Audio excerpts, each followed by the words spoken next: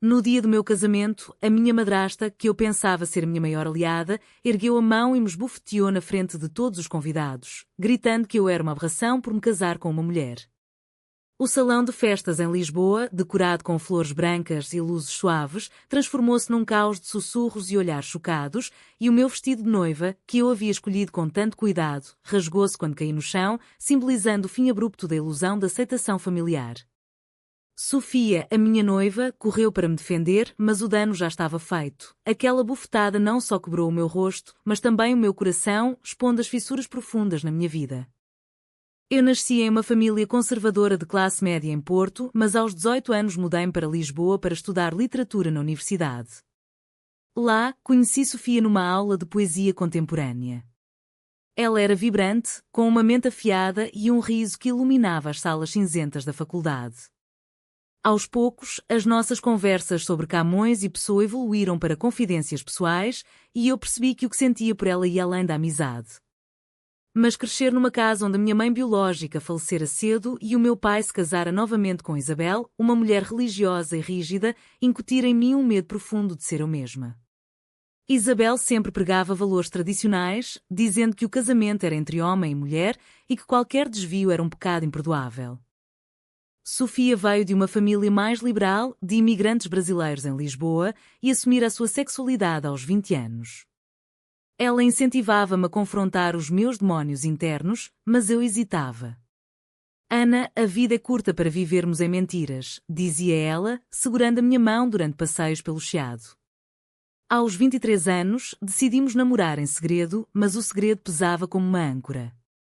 Eu mentia ao meu pai sobre saídas com amigos e Isabel, com o seu olhar perscrutador, começava a suspeitar. Uma vez, encontrou uma carta de Sofia no meu quarto e questionou-me furiosamente. "Isso é amizade ou algo mais sujo?" perguntou ela, com os olhos flamejantes. Neguei tudo, mas o medo instalou-se. A pressão familiar aumentava. O meu pai, um engenheiro aposentado, queria que eu me casasse com um bom rapaz e tivesse filhos. Isabel reforçava isso, organizando jantares com filhos de amigos da igreja. Eu sentia-me sufocada, como se cada respiração fosse uma traição a mim mesma. Sofia propôs que nos assumíssemos, mas eu temia a rejeição. "E se perdermos tudo?" perguntei-lhe numa noite chuvosa no bairro Alto. Ela respondeu: "Perdemos mais vivendo assim." Decidimos contar à minha família num jantar de Natal. O meu pai ficou em silêncio, processando, mas Isabel explodiu. "Isso é contra Deus. Vocês vão para o inferno", berrou ela, saindo da mesa. O meu pai tentou acalmá-la, mas a fenda abriu-se. Nos meses seguintes, Isabel iniciou uma campanha sutil de manipulação. Ligava-me diariamente, citando passagens da Bíblia, enviando artigos sobre cura da homossexualidade. "Pensa no teu pai, Ana. Ele não merece esta vergonha", dizia ela. Eu sentia-me culpada, dividida entre o amor por Sofia e o dever filial. Sofia via o meu tormento e sugeriu terapia, mas eu recusava, achando que podia lidar sozinha. A sociedade portuguesa, apesar de progressista em leis, o casamento gay era legal desde 2010, ainda carregava resquícios de conservadorismo católico, especialmente em famílias como a minha. Amigos da universidade aceitavam-nos, mas no trabalho, como professora de literatura numa escola secundária, eu ouvia sussurros e piadas homofóbicas. A decisão de casar veio após uma crise. Sofia recebeu uma oferta de emprego em Madrid e eu não queria perdê-la. "Casamos e vamos juntas", propôs ela. Aceitei, mas o medo consumia-me. Planeámos uma cerimónia pequena no Registro Civil de Lisboa, convidando apenas amigos próximos e a minha família. O meu pai aceitou relutantemente, mas Isabel recusou-se a vir. No dia, porém, ela apareceu, vestida de preto como num funeral. Durante os votos, quando Sofia e eu trocámos alianças, Isabel levantou-se e gritou: "Pare com esta farsa." Avançou e esbofeteou-me, acusando-me de destruir a família. O choque paralisou todos. Sofia empurrou-a, chamando a polícia, mas Isabel saiu correndo, deixando um rastro de dor. Naquela noite, no nosso apartamento em Alfama, chorei nos braços de Sofia. Por que ela me odeia tanto? Perguntei. Sofia respondeu: não é ódio a ti, é medo do desconhecido. Mas o incidente expôs as minhas inseguranças. Comecei a questionar se valia a pena o preço, a humilhação pública, o possível afastamento do pai. Os jornais locais noticiaram o escândalo no casamento lésbico e eu recebi mensagens de ódio online. A sociedade, que eu pensava tolerante, mostrou a sua face dupla. No trabalho, colegas evitavam-me e pais de alunos queixavam-se. Senti-me isolada, como se o meu amor fosse um crime. Os dias após o casamento foram um turbilhão de emoções. O meu pai ligou pedindo desculpas por Isabel, mas defendendo-a. Ela está perturbada, Ana. Dá-lhe tempo. Eu sentia raiva dele por não a confrontar, mas também pena, pois ele parecia envelhecido pela confusão. Sofia, sempre forte, insistia que devíamos seguir em frente. Não deixes que ela nos destrua, dizia, planeando a nossa lua de mel em Sintra. Mas o trauma da bufetada persistia, via o rosto de Isabel em pesadelos, ouvindo as suas acusações ecoarem. Decidi confrontar Isabel sozinha. Marquei um encontro num café em Belém, perto dos pastéis famosos. Ela chegou pontual, com o rosto endurecido. O que queres? Perguntou friamente. Expliquei o quanto me magoara, mas ela interrompeu. Magoar? Tu magoaste o teu pai, a nossa família. Isso não é natural. Argumentei sobre amor e direitos, citando leis portuguesas, mas ela contra-argumentou com doutrinas religiosas. Deus fez Adão e Eva, não Eva e Eva.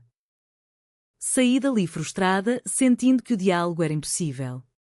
Aquela conversa acentuou o meu conflito interno. Amava Sofia, mas questionava se o meu amor valia o caos familiar. Sofia notou a minha distância. Estás a afastar-te de mim? Perguntou numa noite, enquanto cozinhávamos juntos. Neguei, mas era verdade. O estigma social pesava.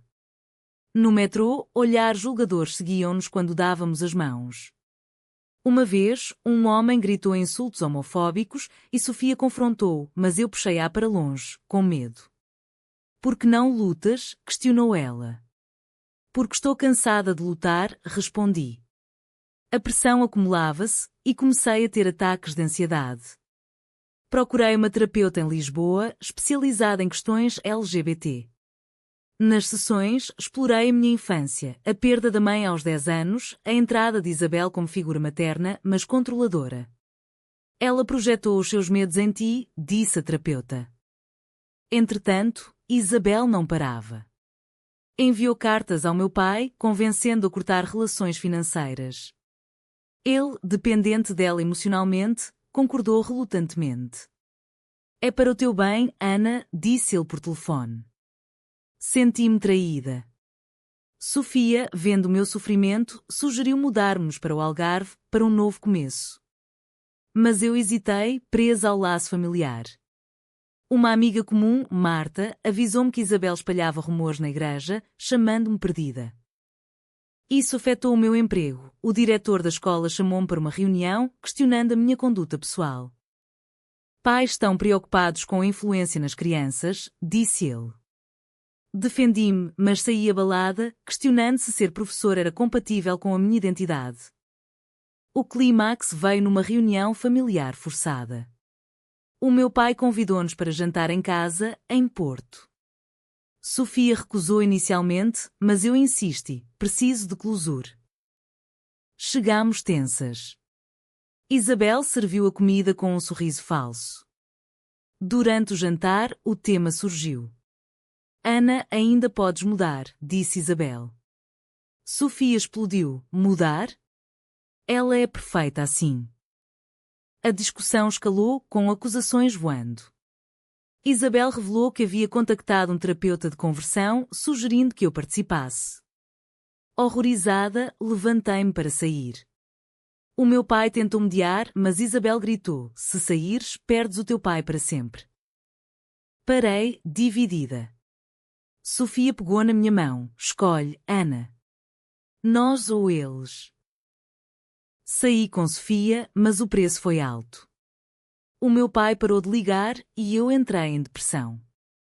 Sofia apoiava-me, mas a tensão afetava o nosso relacionamento. Brigávamos por ninharias e eu culpava-a inconscientemente pelo conflito. Se não fosses tu, comecei uma vez, mas parei, horrorizada. Sofia chorou. É isso que pensas?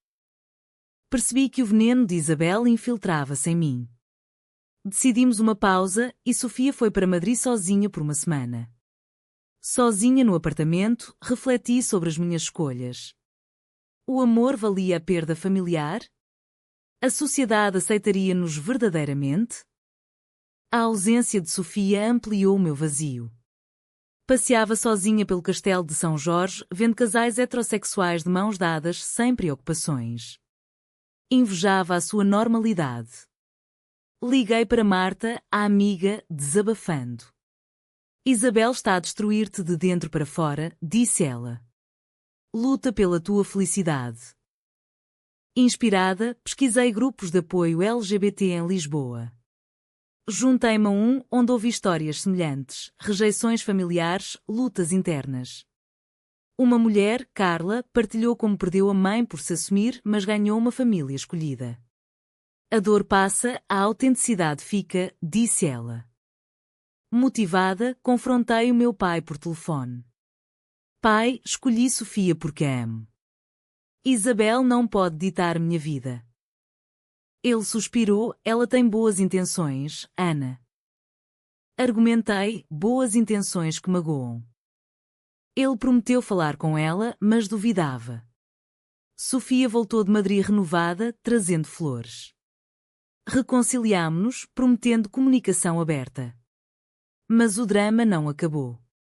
Isabel, sabendo da minha participação em grupos LGBT, enviou uma carta anónima ao meu emprego, acusando-me de propaganda homossexual. O diretor investigou, mas sem provas, arquivou. Contudo, o dano à minha reputação persistia. Colegas sussurravam e eu sentia-me vigiada. Decidi contra-atacar. Com Sofia, planeámos uma queixa formal contra Isabel por assédio. Fomos à polícia em Lisboa, relatando a agressão no casamento e as ameaças subsequentes. O agente, simpático, registou, mas avisou: casos familiares são complicados. Isabel, notificada, ligou furiosa: vais processar a tua própria família? Que vergonha! Respondi: vergonha é agredir alguém por amor. O processo iniciou, mas o stress consumia-me. Noites insones, onde questionava se a vingança valia mais dor. Entretanto, a sociedade mostrava solidariedade inesperada. Um artigo no Jornal Público sobre casamentos LGBT mencionou o nosso caso anonimamente, gerando apoio online. Recebi mensagens de encorajamento de estranhos. Força, irmãs, diziam. Isso fortaleceu-me, mas também atraiu ódio. Trolls online ameaçavam e Sofia insistiu em medidas de segurança. Mudámos o número de telefone, mas o medo persistia. Num evento LGBT no Príncipe Real, conheci ativistas que me incentivaram a falar publicamente. Hesitei, mas Sofia apoiou: a tua voz pode ajudar outros. O ponto de viragem veio numa audiência preliminar do processo. Isabel apareceu com o meu pai, chorando. Eu só queria o melhor para ti, disse ela ao juiz. O meu pai testemunhou a favor dela, dizendo que era um mal-entendido. Senti-me traída novamente. Sofia, ao meu lado, sussurrou: não desistas. No depoimento, relatei o abuso emocional e físico. O juiz adiou, sugerindo mediação familiar. Aceitámos, mas com ceticismo. Na mediação, em Coimbra, um terapeuta facilitou. Isabel admitiu o medo de perder meu pai se me aceitasse. Cresci numa era diferente, explicou. Eu partilhei a minha dor, o teu amor magoa. O meu pai chorou, pedindo perdão. Saímos com um acordo frágil: Isabel pararia o assédio e eu tentaria perdoar. Mas a confiança estava quebrada. De volta a Lisboa, Sofia e eu discutimos o futuro. Valeu a pena? Perguntei. Ela respondeu: sim, porque estamos juntas.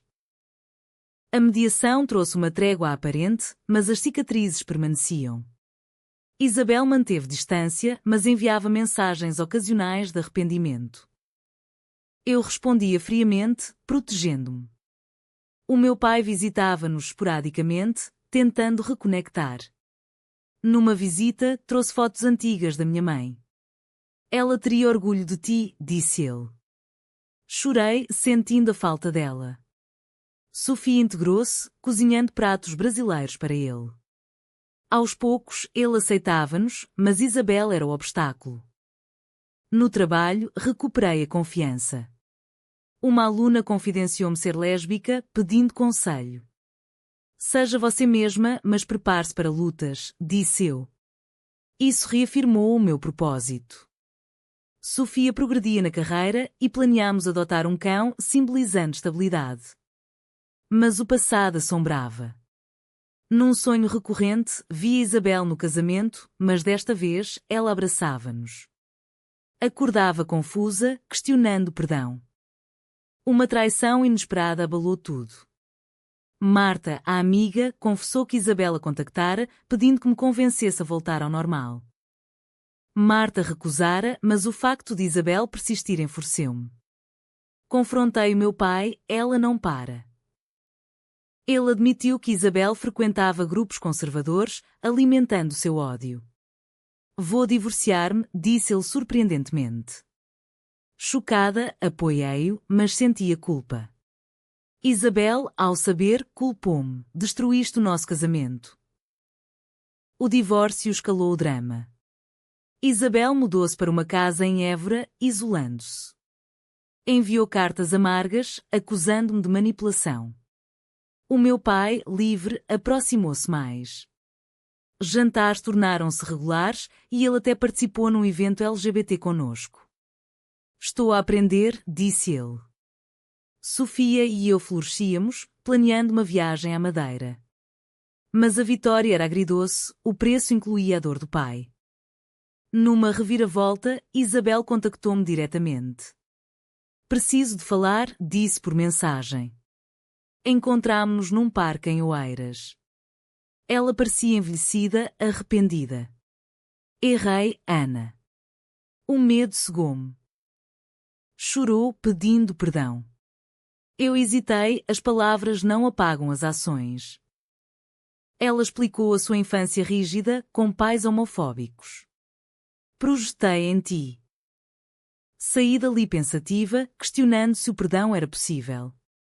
Com Sofia, discuti. Ela merece uma chance? Perguntei. Sofia, magoada pela agressão, disse: depende de ti, mas protege-nos. Decidi dar uma oportunidade cautelosa. Convidei-a para um café com o pai. A reunião foi tensa, mas progressiva. Isabel pediu desculpas a Sofia, fui cega. Sofia aceitou relutantemente. Aos poucos, reconstruímos laços frágeis.